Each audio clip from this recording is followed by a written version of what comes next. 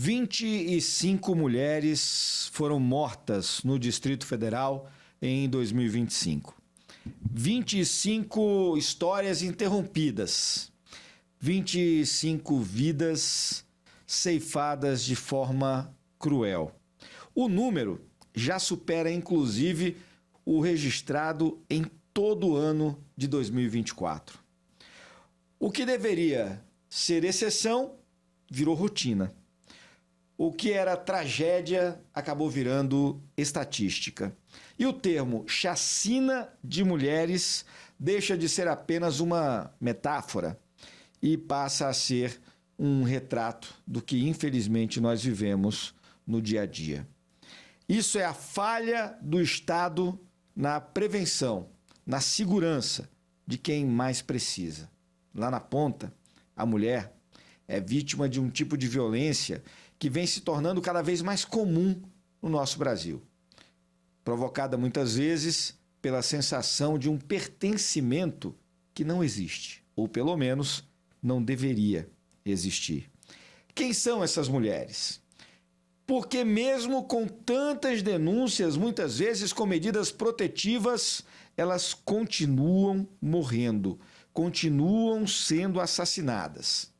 No episódio de hoje, do Na Escuta, nós vamos falar sobre o que está por trás dessa escalada de violência contra as nossas mulheres e, principalmente, o que pode ser feito para evitar que novas mortes aconteçam. E eu não estou sozinho no programa de hoje.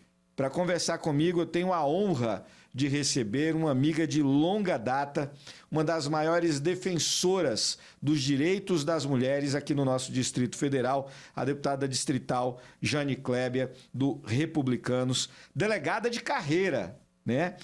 Uma das policiais mais atuantes no nosso querido quadradinho. Hoje, ela atua do lado de cá, do lado da legislação, criando leis, principalmente para proteger, garantir essa segurança da mulher, com leis voltadas à proteção, à saúde, à informação e à autonomia das nossas mulheres. Antes da gente falar sobre essas leis, quero desejar um ótimo dia para a senhora e agradecer, doutora. Eu sei que a senhora está numa correria danada lá na Câmara Legislativa, doutora Jane. Obrigado por parar um pouquinho para conversar com a gente. Cartacho, é sempre um prazer e uma grande oportunidade vir aqui com você. Esse Na Escuta é um podcast que produz debates muito bons, interessantes, sempre proveitosos. Eu não podia perder essa oportunidade. Eu larguei tudo, deixei as agendas que nos consomem para vir fazer esse bom papo com você. E já agradecer a Record, a você pela oportunidade. Eu sei que vai ser uma boa conversa. Não boa no sentido de necessária, de urgente, como você mesmo falou. 25 mulheres já superando o número 2024. Nós precisamos fazer alguma coisa. Muitas estão de forma silenciosa, gritando por nossa ajuda. Doutora, a senhora vai falando, eu vou arrepiando até a alma, porque muitos desses casos eu fui no local fazer a reportagem, né? Muitas dessas mulheres foram assassinadas na frente dos filhos, né? Na frente do que deveria ser o fruto daquele amor, e acabou presenciando uma situação assim aterrorizante, porque você tem a questão também dos órfãos do feminicídio. A gente vai falar sobre isso mais na frente. São mais de 450 no Distrito Federal desde 2015, quando a Lei Maria da Penha foi criada. E eu sei que a senhora tem trabalhado pesado. Primeiro trabalhou como delegada. Muitas e muitas vezes nós nos encontramos nas delegacias com reportagens tratando desse tema, mas agora na Câmara Legislativa. E aí eu queria citar para você de casa algumas das leis que a doutora Jane conseguiu produzir lá na Câmara em defesa das mulheres. Olha, nós temos a Lei 7.266 de 2003, que cria o Comitê de Proteção à Mulher. Tá? Você tem aí um grupo gigante de especialistas, diversos setores que trabalham exclusivamente para garantir a sua proteção, mulher que está acompanhando a gente agora. E aí você tem a 7.536, que é do ano passado, né, Conheça o Seu Par. Daqui a pouco a gente vai falar um pouco mais sobre ela, que obriga a divulgação de sites oficiais para checar o antecedente de terceiros. Eu acho isso maravilhoso, né? Tem a Lei 7.460, Educa por Elas, que leva conscientização sobre a violência contra as mulheres e muitas outras que a gente vai falando um pouquinho mais ao longo desse nosso bate-papo. Doutora, vamos falar primeiro do comitê? Vamos sim. Como que ele funciona na prática? Cartacho, a ideia do comitê surgiu da experiência de delegacia. Então, lá na ponta, atendendo as mulheres todos os dias, e eu era aquela que mergulhava na vida das mulheres. Não era só o registro. Eu queria saber o antes, o que acontecia, acompanhar depois do registro do boletim de ocorrência. E, nesse momento, eu via a insegurança delas. Insegurança e perguntar o que eu faço agora da vida. Porque muitas, não são poucas, após o registro, elas não têm condições de retornar para casa. Porque o agressor está lá, muitas vezes. Às vezes, se o agressor foi preso, por exemplo, e não está lá, mas está a família. Pode ser a família dele, é na casa da sogra. Então, ela tem dificuldade em retornar para casa. Deus do céu. E isso, muitas conseguiam medidas protetivas. Por exemplo, com o tempo, o autor conseguia um advogado e ia lá e revogava a protetiva. E ela continuava achando que estava protegida.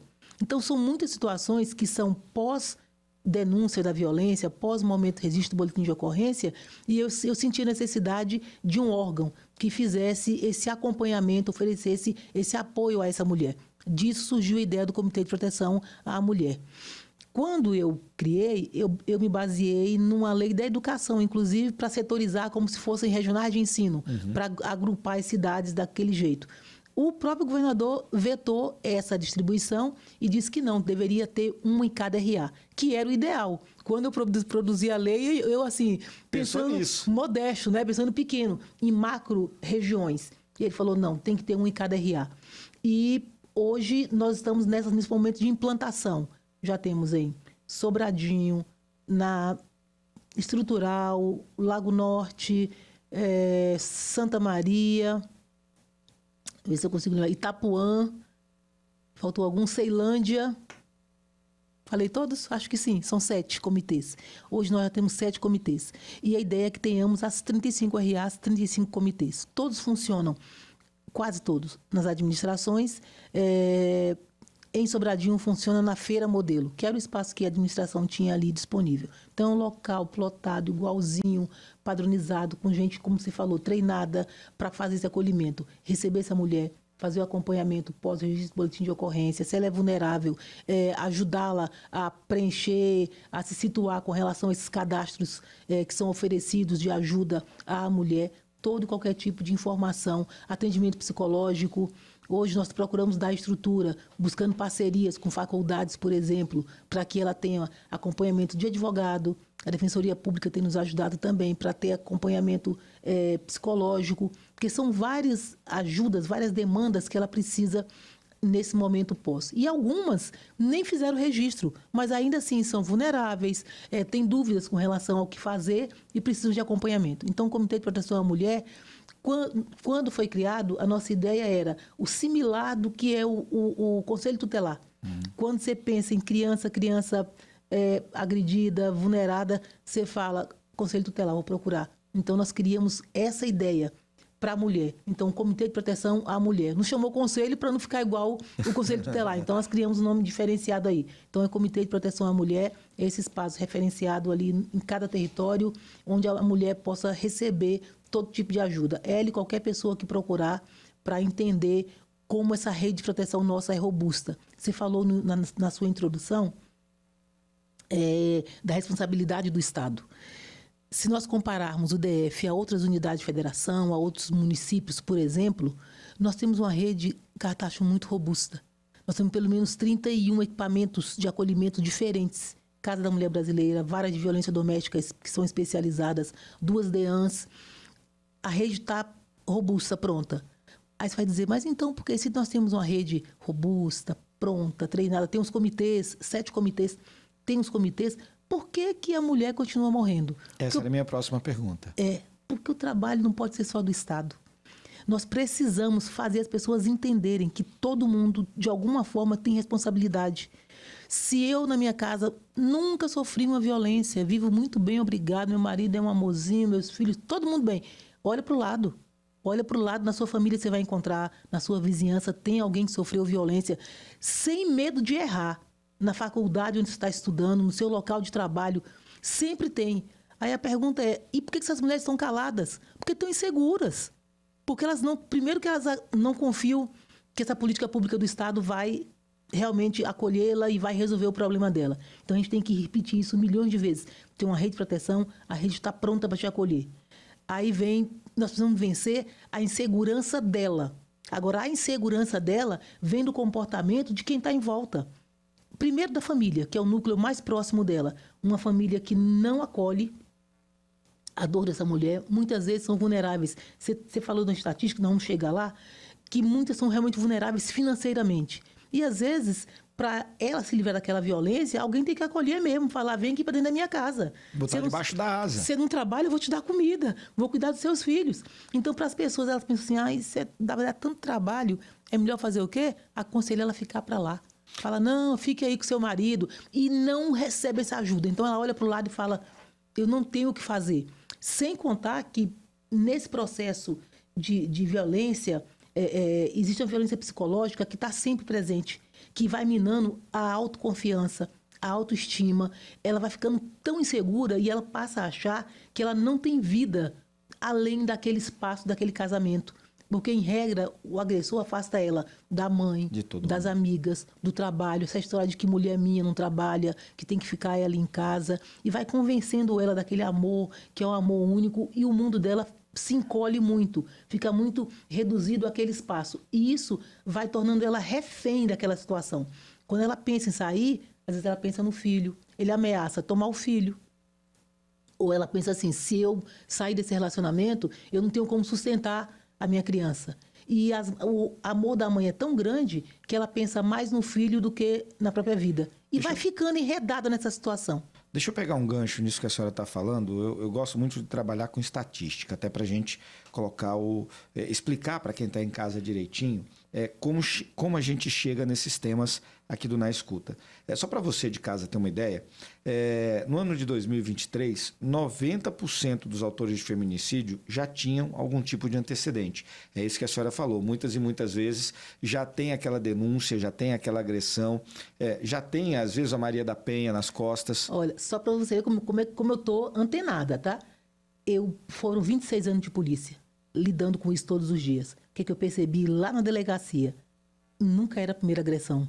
Quando você pega um autor de violência, olha para trás, abateu na mãe, é metida a valentão, tem um monte de ocorrência de lesão corporal, tentativa de homicídio ou agressão contra outras mulheres. Foi quando me veio a ideia de criar a lei Conheça Seu Par, que é a possibilidade da mulher fazer a consulta de quem ela vai se envolver. Porque depois, cara, acho que já tem filho, ou que está morando junto, ou que já está apaixonada, aí para largar, aí descobre é mais difícil. Então, antes começou o relacionamento, deixa eu pesquisar aqui. Vamos pesquisar, ver se ele é um agressor. Porque se for, ela tem que acender o alerta e falar, se ele já agrediu outras, porque ele também estava apaixonado, eu posso ser a próxima vítima. E já se afasta. Eu vou fugir do meu roteiro, porque eu não tenho como deixar de bater nessa tecla. Eu não tenho como deixar.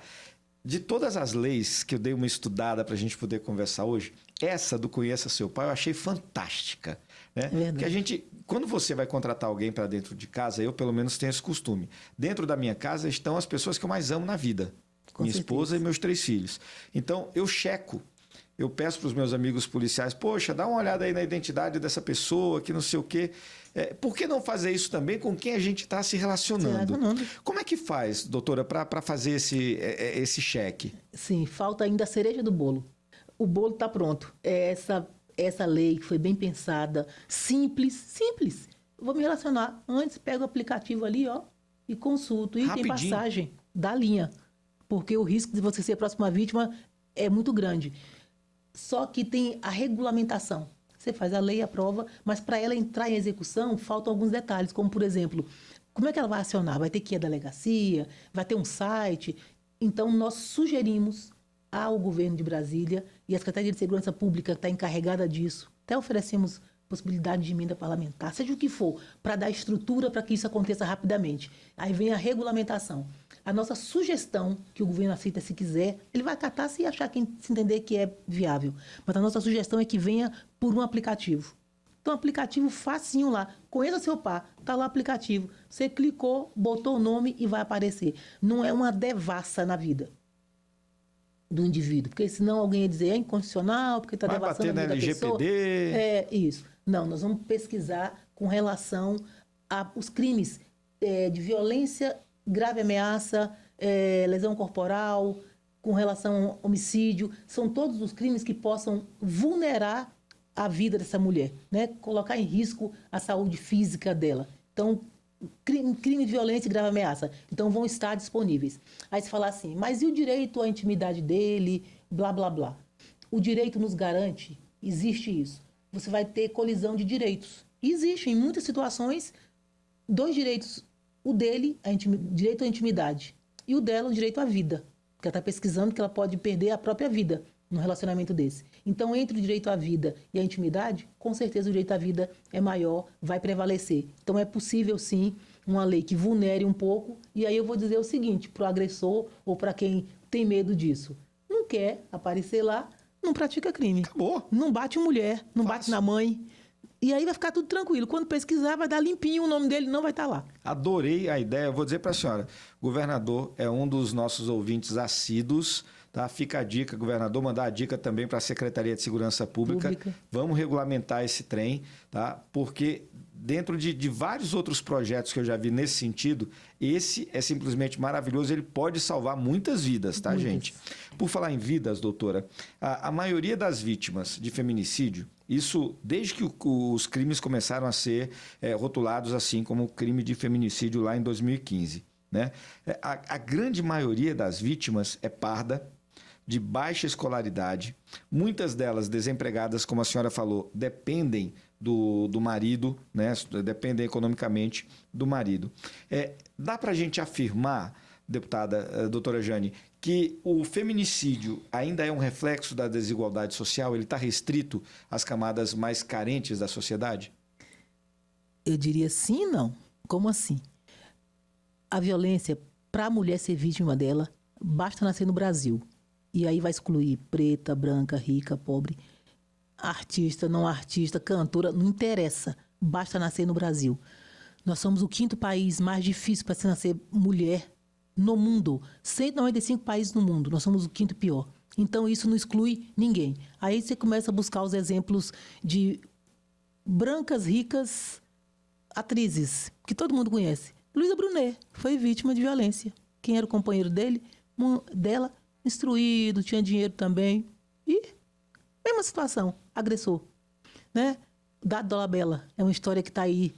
A própria Record já trouxe aí dezenas de vezes. E não foi só uma mulher, não foi. Mais de uma. Viu? Ele é um exemplo do que nós acabamos de falar há pouco. Pesquisa, porque já bateu uma vez, 2, 3, ele é quanto mais nessa prática. Então, a próxima, só olhar para trás e falar, eu não vou ser a próxima. Ponto.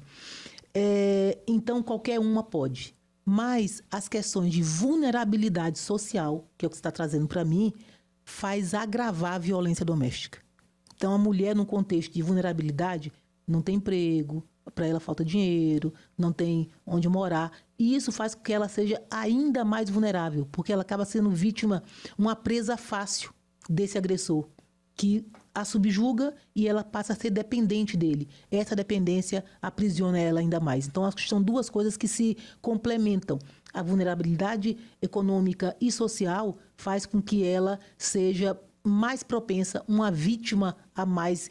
É um elemento a mais para torná-la vítima nesse processo. Em um país em que só o fato de ser mulher já a coloca na condição de possível vítima de violência.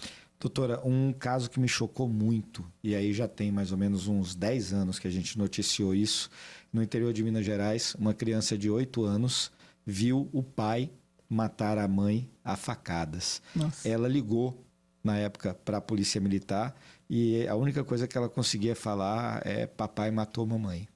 Isso é forte, é difícil até de falar isso.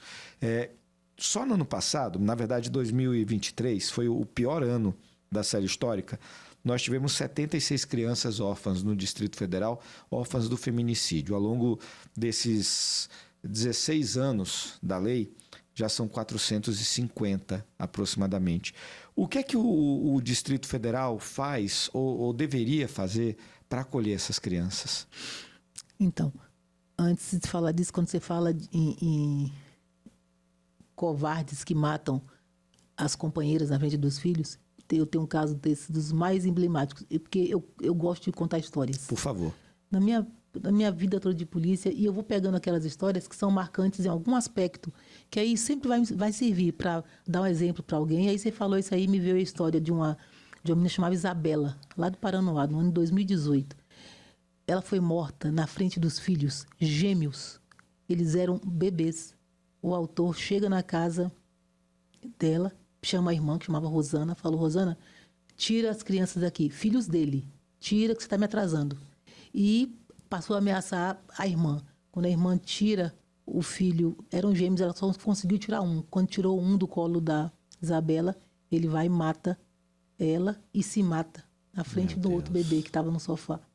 Fico imaginando, para o resto da vida, essa criança ela vai crescer com problema, no final não sabe nem porquê, mas a gente tem a certeza que esse fato é traumático o suficiente para acompanhá-la para o resto da vida.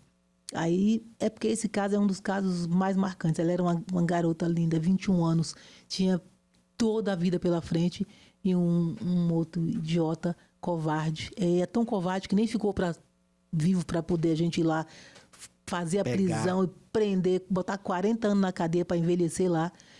Ele não permitiu, porque ele se matou. O que nós temos hoje? O DF também é pioneiro nesse cuidado. Infelizmente, é suportar o dano colateral, né? Que eu acho que não deveria ter, mas infelizmente, enquanto não cessarem os crimes, vai continuar tendo filhos do feminicídio. Então, o Estado hoje tem um recurso que as famílias que ficam com essas crianças podem ir lá e requerer. Então, tem um valor X de salário que ele recebe até a maioridade, para que minimize esse prejuízo aí com relação à ausência, né, da mãe, às vezes a ausência da mãe e do pai. Então, existe um recurso que chama para cuidar dos órfãos do feminicídio. Além do recurso, junto com ele vem um recurso, vem um atendimento psicológico que é oferecido para essas crianças, para essas famílias. Então, o Estado cuida. Mas eu gostaria muito, muito, muito. A gente falando dessa história, agora me lembrei da Isabela, fiquei emocionada. Que nós não tivéssemos que cuidar, né, desses filhos do feminicídio. Nós temos que, Cartacho, com esse programa igual o seu, que tem tanta audiência, né? Nós precisamos falar disso não só uma vez, uma, duas. Falar assim, não aguento mais ouvir isso. Tem que ser nesse nível. Falar tanto, tanto, tanto, para que as pessoas realmente comecem a se sentir responsáveis também por essa não violência contra as mulheres. E aí, nós já falamos aí do Estado, estamos falando dos filhos de feminicídio, mas acho que a gente precisa também falar das pessoas se sentirem responsáveis, das famílias, da vizinhança, falar um pouco da denúncia, porque a denúncia é um fator importante. Então, denunciar, não se identificar, porque também existe o risco, às vezes o cara é tão covarde, é um agressor tão violento, que se ele souber quem foi que denunciou, ele acaba agredindo as duas pessoas, né? E se for em condomínio, ou se for na vizinhança ali, mas a pessoa vai lá e faz uma denúncia anônima. E não, a polícia nunca vai perguntar nome, só precisa das características de quem a pessoa está vendo. E violência tem sim sinais. A família é a primeira que percebe. Por exemplo, uma mulher que é muito alegre, muito feliz, de repente ela está sempre triste, cabisbaixa, parecendo envergonhada, usa roupas que, às vezes, para esconder os ferimentos. as lesões, bota roupa de manga comprida, está maior calor, está com roupa de manga comprida. E quem conhece o seu parente, quem conhece ali a sua irmã, sua mãe, sei lá, sabe de como ela é normalmente. Então, à medida que ela começa a apresentar sinais que já é reflexo da violência que sofre, a pessoa percebe. Então, tem sim que chegar e perguntar o que está acontecendo. Muitas vezes, e aí eu me deparo com isso em palestras, por exemplo. As pessoas falam assim, não, doutor, mas a gente fez uma denúncia, a polícia chegou e ela negou tudo. Disse que não era. Aí você vai me dizer, acontece? Acontece. O que eu tenho que fazer? Continuar insistindo. Insiste na denúncia, se você conhecer, insiste no convencimento, porque com certeza ela está tão abalada, tão vulnerável, tão incrédula de que há solução para a vida dela naquele momento, que aí só o que ela faz é negar. Porque quando ele agride, ele ameaça. Então, tantas ameaças que ela recebeu, que ela sabe que se ela afirmar, ele pode cumprir tudo que ameaçou antes. Proibição de ver os filhos, que é a maior delas. Nunca mais vai ver seu filho, vou tomar, vou isso, vou aquilo. Então, tem aquele medo que ele já impôs a ela de alguma forma, e aí faz com que ela se recolha, e aí, na hora que a polícia chega, ela fala que não aconteceu. Mas a gente precisa continuar insistindo para minar essa confiança dela, deixar ela mais segura para que ela realmente tenha condições de ir lá e buscar ajuda. E aí eu quero aproveitar a presença da doutora Jane para fazer um apelo para os nossos colegas da imprensa. Que muitas vezes a gente fica naquela, não, mas esse tipo de notícia acaba estimulando. Eu já penso o contrário. Né? Quanto mais a gente fala sobre isso, mais a gente consegue levar informação para o outro lado e a mulher vai saber que ela não está sozinha. Você, mulher que está acompanhando a gente, você não está sozinha. A doutora Jane trouxe para a gente, são dezenas de mecanismos aqui no Distrito Federal, mais de 30 formas de acolhimento. Você não precisa desse cara, você não precisa dele. Agora, doutora, deixa eu aproveitar uma coisa que a senhora falou dessa questão da necessidade da mudança, da consciência do povo. Isso. De que tem que ajudar. Eu conversei um tempo atrás com um colega policial militar que trabalha justamente no atendimento à mulher. Tá? Ele está lá é o ProERD, se eu não me engano, isso, não é isso? Provide. Provide, isso. Ele está lá no Provide, no atendimento à mulher. Ele fala o seguinte, Cartacho, eu não tenho bola de cristal. O crime de feminicídio, 71% dos casos registrados no Distrito Federal de 2015 para cá aconteceram dentro da residência, entre 4 paredes.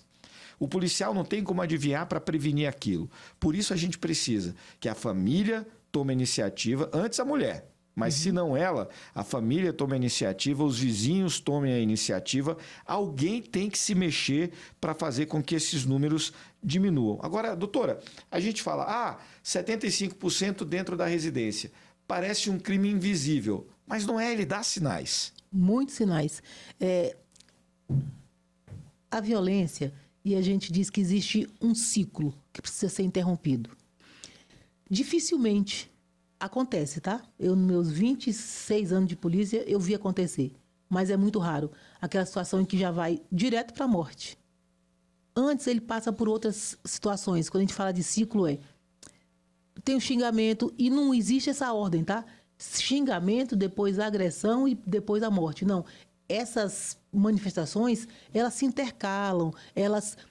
Os períodos são diferentes. Pode estar ali romântico, maravilhoso, apaixonado, beijando na boca, né? Fazendo tudo que a mulher ama e adora, curtindo. Daqui a pouco ele vai lá e começa a agressão, diminui a autoestima dela.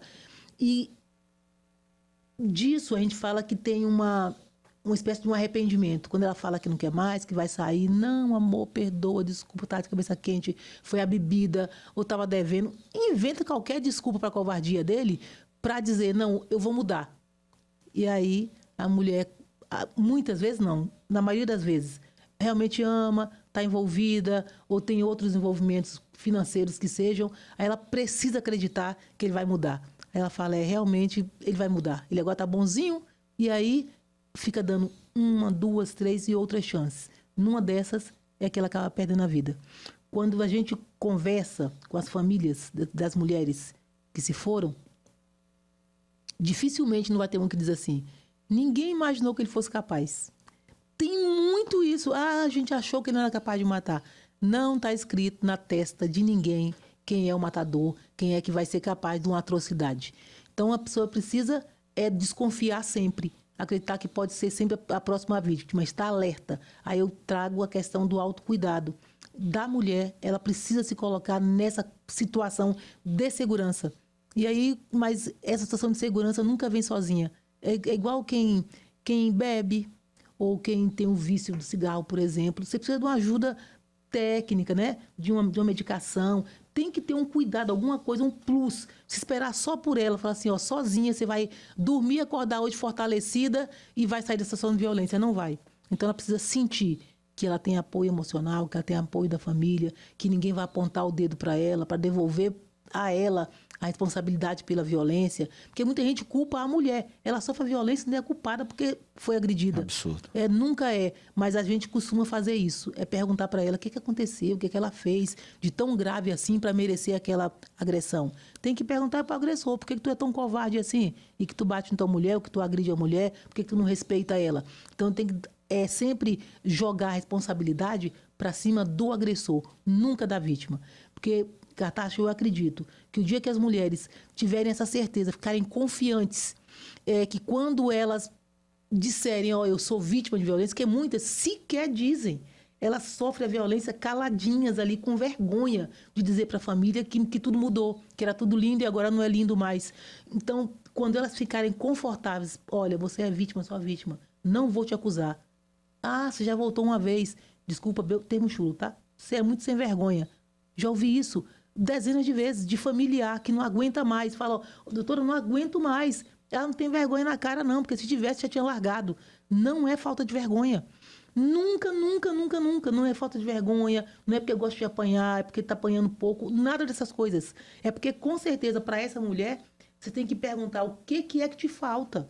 Como é que eu posso te ajudar? E mostrar para ela que ela é boa, que ela pode, que ela é forte, que ela é potente, para ela se fortalecer. Então, a ela falta esse fortalecimento. E, às vezes, o que falta ali é um apoio familiar, ou ela ter certeza que o Estado está pronto. Então, nós precisamos mexer em cada caso individual, nos condicionantes dela, perguntar para ela quais são os problemas e ir sanando com ajuda um a um, para que aí sim ela consiga sair da situação de violência. Doutora, daqui a pouco eu vou perguntar para a senhora sobre o ProRed, que é outro programa fantástico de endereços em zona rural, também sugerido pela senhora.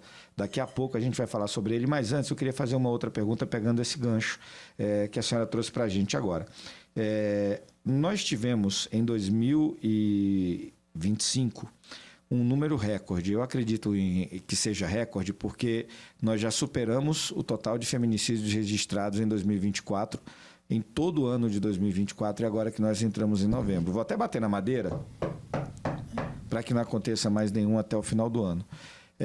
Com todo esse conhecimento que a gente tem, com todas as medidas já implantadas em fase de regulamentação, com todo o esforço das forças de segurança, Polícia Militar, Polícia Civil, todo mundo ali monitorando, tem como explicar esse número absurdo de feminicídios em pleno 2025?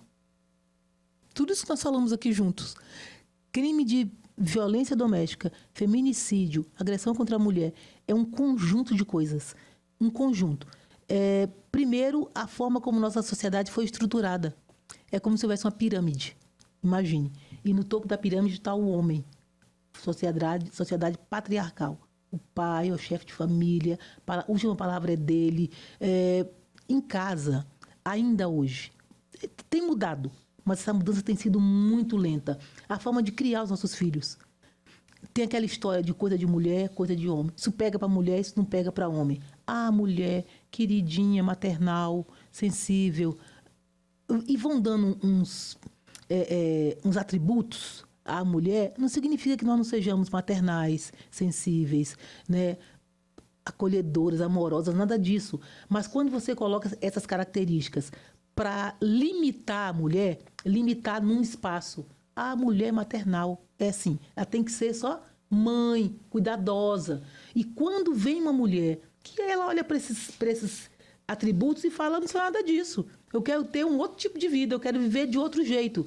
Já começa da infância, isso em casa, isso na escola. E quando entra na vida adulta, não tem como dissociar. Você não separa assim, na minha casa fui tratada o tempo todo. Mulher pode, homem não pode. Homem sai para a rua, dança, namora, 1, 2, 3, 10, e o povo acha lindo, né? Acha bonito ser feio. Elogia, nossa, que garanhão, que beleza. Quando é mulher, não, você é... Aí vem aqueles palavrões todos, né? Porque ela teve um comportamento mais ou menos igual. Por quê? O tempo todo estabelecido. E eu não estou fazendo julgamento nenhum, tá? De comportamento, o que está certo, o que está errado. Eu só estou dizendo que é assim que acontece. Então, nós criamos um padrão de comportamento para mulheres e para homem. Só que nessa criação de padrões de comportamento é hierarquizado. Aqui está o homem, aqui está a mulher. Cada vez que ela sai dessa caixinha, ela é agredida. Aí, no casamento, o menino foi treinado o tempo todo, porque ele viu o pai e a mãe, assim, mulher minha é minha mesmo, é propriedade. Como é a geladeira, como é a TV, como é a cama. É minha mulher, com ela eu faço o que quero. É absurdo. E aí ele cresce com isso. Eu mando na roupa, no batom, ou na saia, ou nisso, ou se trabalha, ou se não trabalha, ou se tem amiga, ou se não tem amiga, se pode visitar a mãe, se não pode. Pronto, já está estabelecido. Esse padrão de comportamento que tem que mudar. E mudar é assim, de pequeno. Aí quando eu propus a lei, ó, pra você ver como eu pensei de formas estruturantes. Eu propus uma lei que chama Educa por Elas. Vai levar lá para a escola, para você mudar na cabeça da criança. Ele tem que crescer entendendo isso, esse respeito. Aí, com a educação, o respeito se impõe de forma natural. Tem que naturalizar o respeito só pela educação. Então, você precisa formar a criança entendendo isso, adolescente. Cartaz, se você for para dentro das escolas de ensino médio, esses comportamentos, eles se repetem. Totalmente. Os meninos proíbem as meninas de andar com fulana, pega o celular delas e fiscaliza, pega e quebra. Por quê? É aquela ideia de que minha namorada é minha mesmo, é minha propriedade. E muitos homens entendem que receber o não de uma mulher é feio, diminui a masculinidade dele, então ele não pode aceitar um não pode ser contrariado. E são esses comportamentos que resultam em violência. O homem, ele cresce treinando lutinha. Eu tenho netos. Cara, eles vão lá pra minha casa, quando eu olho, estão lá no tapete, rolando, meu filho brigando. Não para, porque o homem é treinado para isso, a resolver as questões com força física. Aí tá esse adulto que aprendeu a vida toda resolvendo a força física as questões e que quem manda é ele. Quando no relacionamento, que não é fácil, você é casado, tem filhos, a gente sabe que relacionamento tem dilemas em muitas situações. Mas se você não se contiver ali, não tiver respeito natural no seu coração, eu vou respeitar a opinião do outro. Eu vou respeitar porque ela é diferente, porque ela não concorda comigo. Redunda fácil em agressão, em violência, em chute, em tapa. Então nós temos que mudar a forma que nós vivemos a partir da escola, no relacionamento. E quando estiver perto de nós e não agir assim, a gente precisa repreender, tem que repreender. A mulher tem que se sentir segura, que ela pode dizer não. E o homem tem que aceitar. Nós temos que treinar os nossos filhos para receber não, para frustração. Perfeito. Olha, o não significa que você é menor, não. Ela só não concorda com você. Ela só não quer o mesmo que você. Ponto. E aí nós vamos impor esse respeito de forma natural. Então, muitos comportamentos precisam mudar para que a gente mude a questão da violência. Doutora Jane, eu vou falar uma coisa. Eu já era fã da senhora antes dessa conversa. Hoje, então, fico mais ainda. E a gente fala sempre, né? O nosso programa ele tem ali entre 30 e 35 minutos. Já passei desse tempo. Vou pedir para a minha direção mais tempo, por favor, porque o papo está muito bom. Eu queria falar de 2 temas com a senhora ainda dentro do nosso podcast. O primeiro é explicar um pouquinho essa questão do ProRed. Outro projeto que eu achei fantástico. Porque muitas vezes essa agressão acontece na zona rural. E a pessoa não tem nem endereço. E o ProRed veio para mudar isso. Para mudar. Nós queremos que as pessoas na zona rural sejam encontradas. Essa é outra dificuldade que eu via na delegacia. Você ia para uma operação, você ia cumprir um mandado, ia levar uma intimação. Como é que faz quando chega na zona rural? É confusão, ninguém encontra ninguém. E a gente sabe que, para além das questões de segurança pública, as questões econômicas também. O produtor rural precisa ser encontrado para receber produtos, né? Para que ele possa vender os produtos. Então, a ideia é localizar as pessoas na zona rural. Nós temos a zona rural completamente identificada. Quando nós levamos isso para o produtor rural, eles ficaram absolutamente satisfeitos e felizes de poderem ser encontrados. Quantas vezes a gente vai visitar, né? Vai visitar, vai comprar, vai passear, todo mundo se perde. Se não tiver um papel higiênico enroladinho no mato lá, ninguém acha. Vamos acabar com essa onda de papel higiênico no mato. As pessoas vão ser localizadas e isso, usar a tecnologia. A tecnologia está aí. Nós precisamos usá-la em favor de melhorar nossas vidas, de facilitar a vida da gente. Então, esse projeto tem essa finalidade. Ele está em fase finalzinha. Esse, sim, aplicativo, vai ficar tudo fácil. Você vai conseguir geolocalização, você vai marcar ali o endereço, você vai conseguir encontrar as pessoas na zona rural. A zona rural vai ter endereço certo e sabido, que é o termo que a gente usa na segurança pública. Endereço certo e sabido. Você sei onde é que é, e eu vou conseguir localizar com facilidade. Agora eu vou pedir licença para a gente tirar a deputada doutora Jane. Tá E eu certo. quero fazer uma pergunta para a delegada doutora Jane. Pode ser? Pode. Doutora, a Que senhora nunca falou... saiu daqui, tá sempre aqui. Sempre. Não existe ex-policial, né, doutora? Não existe. tem. Eu queria perguntar para a senhora o seguinte. A senhora falou mais de 25 anos de polícia, agora lutando também na Câmara Legislativa. O que ainda deixa indignada a doutora Jane Kleber quando ela vê violência contra a mulher? O que ainda indigna a senhora? Covardia. Esses homens que são covardes, que são mentirosos, que de verdade não amam. Cartaz seria tão fácil. Eu já vivi alguns relacionamentos, né? Casei, separei e tal. Aí você mandou falar, a mulher, eu já me despi, tô aqui. Por favor. E assim, nem sempre vai dar certo. Mas quando não der certo, o respeito é a melhor conduta. Até para solver as questões que ficam ali. Porque conflito nós vivemos todos os dias. A vida, ela é, por natureza, conflituosa. E relacionamento, mais conflito ainda. Então, as pessoas querem, sim, viver juntas, querem amar, querem criar filhos, querem ter futuros. Mas, quando não for possível, as pessoas precisam dar o direito à outra de dizer não. E, por dizer não, elas não precisam ser mortas, ser agredidas, achincalhadas, xingadas. É só isso, é tão natural. É uma coisa assim, parece que é tão simples. Mas não é fácil, mas é possível. Você ser respeitoso. É assim, quer tá insatisfeito, vai chorar na cama, que é lugar quente, né? Pra cama, dá uma choradinha, 2, 3 dias, 4, 5 meses, passa. Não tem nenhuma lápide assim, ó. Morreu de quê? Isso aqui morreu de amor. Gente, o amor só é bom quando é bom pros dois. Esse amor covarde, esse amor possessivo, que exige do outro a vida, né? A entrega contra a vontade dela, quem que pode exigir do outro? Me ama, pelo amor de Deus, não te amo mais, não te quero. Tchau. Vai atrás de outra pessoa, vai ser feliz também, mas dá liberdade às pessoas, dá o direito das pessoas escolherem. Então, o que mais me indigna é essa obrigação que as pessoas têm, que essas mulheres que estão morrendo, que chegam na delegacia estrupiada, o termo é esse. Já vi mulher quebrada, braço quebrado, toda arrebentada, porque desacordo, gente, deu desacordo, tchau, vai cada um para um lado.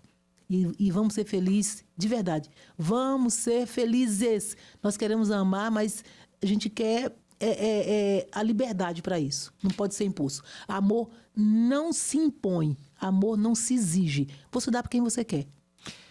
Doutora Jane, eu só tenho a agradecer. Colocar o nosso na escuta, colocar o jornalismo da Record à disposição de todos esses projetos, de todas essas ideias. Lembrar para você que nos acompanha que, infelizmente, nós vivemos no Distrito Federal uma chacina, né, feminina. Já são 25 mortes só esse ano, é muita coisa. É muita gente. Uma mulher que tivesse perdido a vida já seria muito, de forma covarde. Agora você imagina 25. Todos os dias nós temos um caso de violência registrado dentro de casa. Eu espero que essa nossa conversa com a delegada Jane Kleber, com a deputada doutora Jane, seja suficiente para mudar a sua ideia. Você que está acompanhando agora o nosso Na Escuta em todo o Distrito Federal, no Brasil, no mundo inteiro, pelos aplicativos, pelas plataformas, muito obrigado pelo seu carinho e pense. Essa mudança de comportamento que a doutora Jane muito bem citou, ela começa dentro de casa. Você que é homem, ensinando o seu filho a tratar de forma respeitosa as nossas mulheres. Eu costumo dizer sempre para o Miguel e para o Rafael, graças a Deus eu tenho uma companheira maravilhosa dentro de casa e ela me ajuda muito nisso. Acho que é o contrário, eu tento ajudá-la, né? Nessa questão de tanto que eu já aprendi com a Andréa, que você deve tratar o outro, independente do sexo, como você gostaria de ser tratado. É isso. Você não sai se mordendo, se cortando, você respeita, você dá carinho. Doutora Jane, muito obrigado pela participação no Na Escuta. Catacho, eu agradeço mais uma vez a você, a Record, essa oportunidade. Para mim foi muito importante. Cada vez que eu falo, eu me ouço também e cada vez estou mais convencida de que eu estou no caminho certo, de que a luta é essa, de que nós temos que exigir, muitas vezes, para as mulheres o respeito. E eu falo e acredito que é realmente possível a gente respeitar o direito e o limite do outro. sempre. Você que nos acompanha agora, gostou do episódio? Faz o seguinte, compartilha nos seus grupos de WhatsApp, manda para os seus amigos. Você conhece alguém que está passando por uma situação de violência? Manda para ele, olha, nós estamos, o episódio completo, disponível no Spotify, Deezer, no Record Plus, no R7 e no YouTube. Tá? Você é o maior divulgador de tudo que a gente conversa aqui. Esse foi mais um episódio espetacular do Na Escuta, muito bem acompanhado pela doutora Jane. Até a próxima.